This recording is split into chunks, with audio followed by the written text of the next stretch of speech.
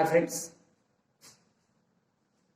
last video में we saw array and linked list that both data structure comes under linear data structure.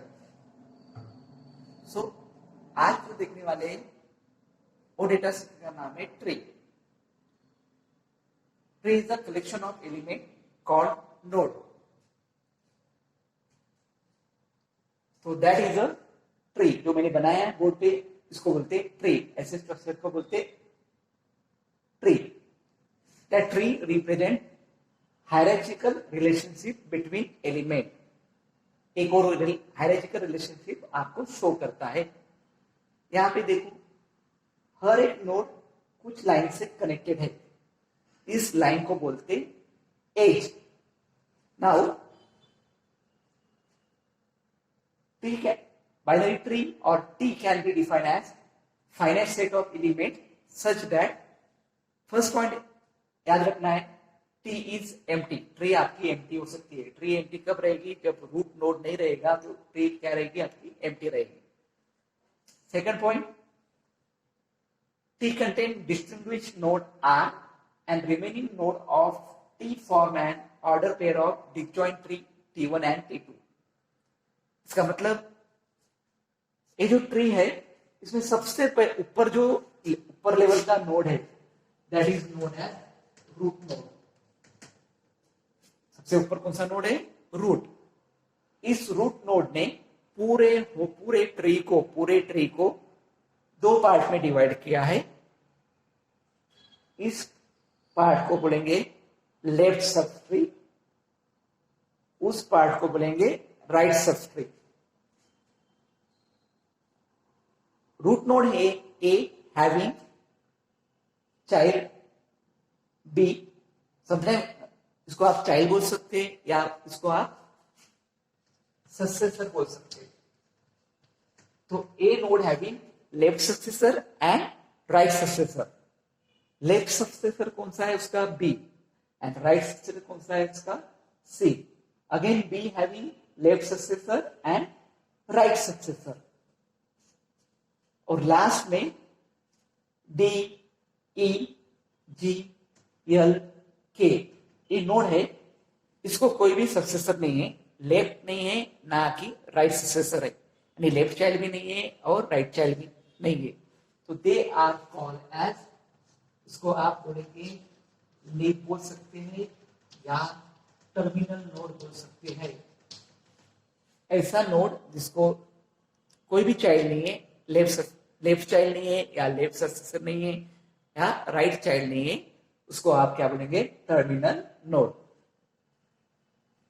तो इस root node ने उस पूरे tree को दो हिस्सों में बांटा है. एक बन जाता है लेफ्ट सब ट्री, दूसरा बन जाता है राइट सब ट्री. तो root are distribute whole tree in a two part, that is T1 and T2. That line drawn from A to B, जो लाइन बनाई है A से B connected है, they are called as edge. Now A to D there are multiple edge and they form a path. Two consecutive edge or more than two consecutive edge is form a path. Now a terminal node having no child, उसको बोलते हैं terminal. यहाँ पे आपकी path खत्म होती है, then they form a branch. इसी को बोलते हैं अपन ब्रांच. क्या बोलते हैं उसको? ब्रांच. बोल सके एज क्या होता है? एक लाइन ड्रॉ होती है, दो रूट नोड या दो नोड के बीच एक लाइन ड्रॉ होती है, इसको आप बोलते हैं एज. अगर कॉन्जिक्यूटिव एज है, मल्टीपल एज है, जैसे ए से डी तक दो एज कंटिन्यू है, इसको बोलेंगे आप पाथ. अगर ये लीफ नोड है, इसको कोई चाइल्ड नहीं है, यहाँ पे अपनी पाथ एंड हो रही है, they form a branch. Then there is another term, इसको बोलते हैं अपन डेप्थ ऑफ अ ट्री और हाइट ऑफ अ ट्री। इसका मतलब होता है डेप्थ ऑफ अ ट्री और हाइट, इसका मतलब होता है maximum number of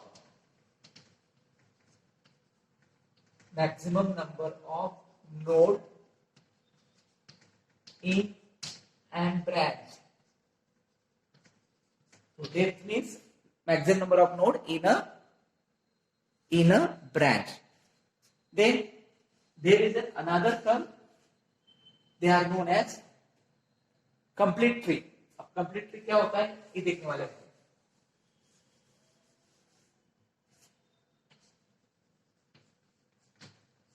Complete tree, the tree said to be complete if all its level except the last have maximum number of possibility node। Now I draw the complete tree. This is a root node, this is a left, this is a right, having again left, right, so this is the maximum possibility।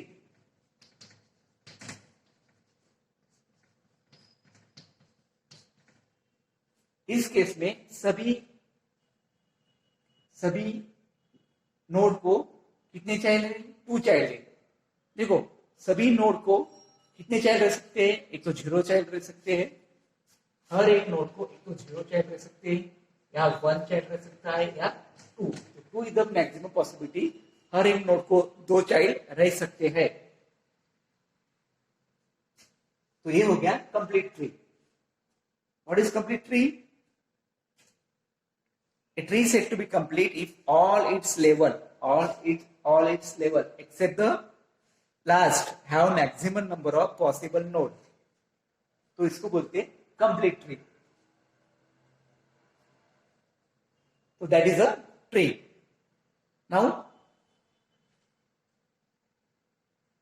we saw memory representation of tree। यानी tree को computer में किस तरह से दर्शाता है या represent किया जाता है।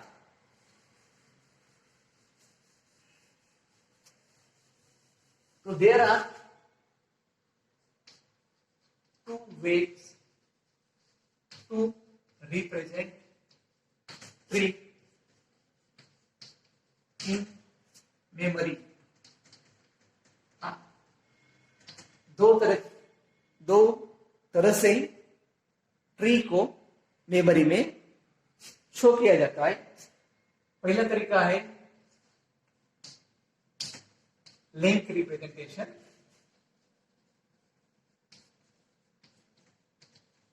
सेकंड तरीका है array representation.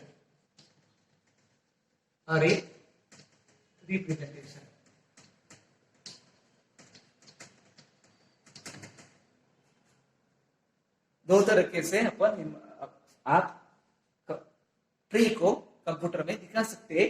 First way is link representation and second तरीका है array representation. Now first we take link representation. For link representation we need 3 parallel array। We need 3 parallel array, that is info, left and right।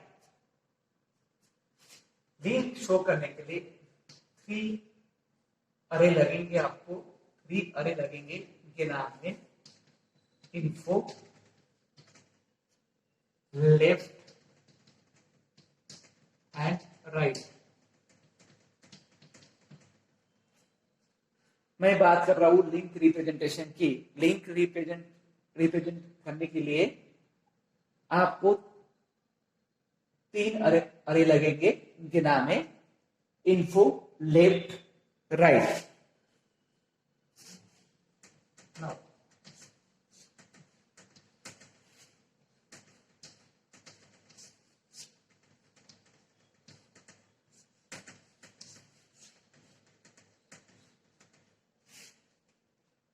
Now this is a example.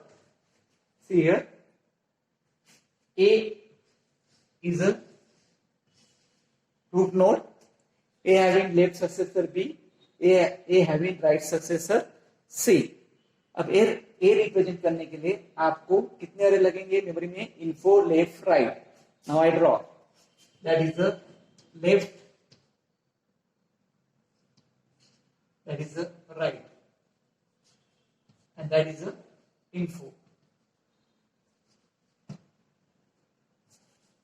that is the left array, that is the right array,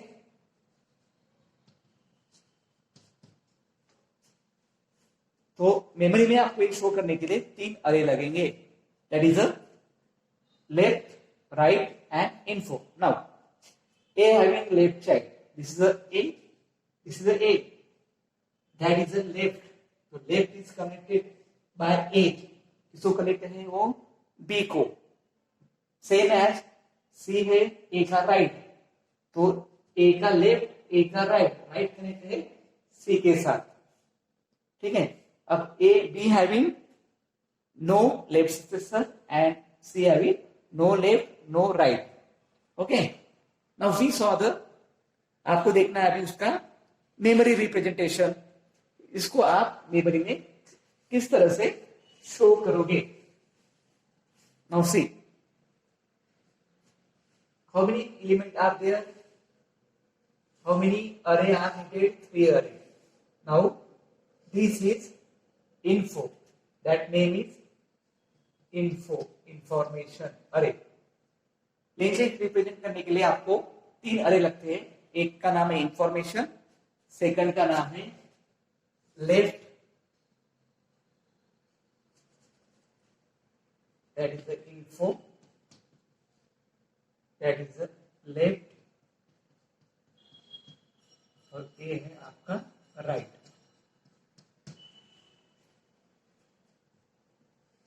तो that is the array, that is the info array, that is the left array, and that is the right array. Now A is the root node. So I mentioned, I give sequence wise number, that is location 1, 2, 3, 4, 5. Now I write A here, so that is the info. So A is connected with B. So A having left child B. Where is the left array? That is the left array. So A having B. So I write here B and I write here C. Now A having B left child. B is the left child of A. So on that left array, where is the B? What is the memory location of B? So B position is 1. So I write here 1. B कहाँ पे present है? B का location है 1. तो यहाँ इसलिए मैंने A के सामने क्या लिखा है? 1 लिखा है. Then C is the right child of right successor of A. तो C कहाँ पे प्रेजेंट है? 5. 5 is the memory location of C. तो यहाँ पे लिखा मैंने 5.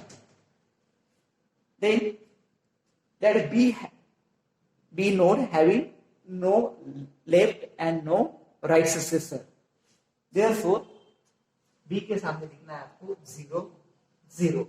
0, 0 means null value, empty. Same C having no left and no right. Therefore मैं क्या लिखता हूँ यहाँ पे? 0, 0 लिखता हूँ. तो ये है आपका link representation of tree. Tree को शो करने के लिए 3 अरे लगते हैं. एक है इंफॉर्मेशन, दूसरा है लेफ्ट, तीसरा है राइट. सेकंड वे है अरे रिप्रेजेंटेशन. इसी को आप बोलते हैं sequential representation. So now start sequential representation.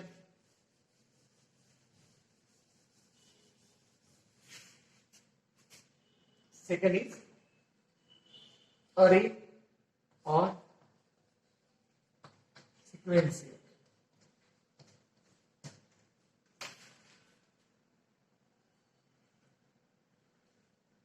Here, same example. A, B, C,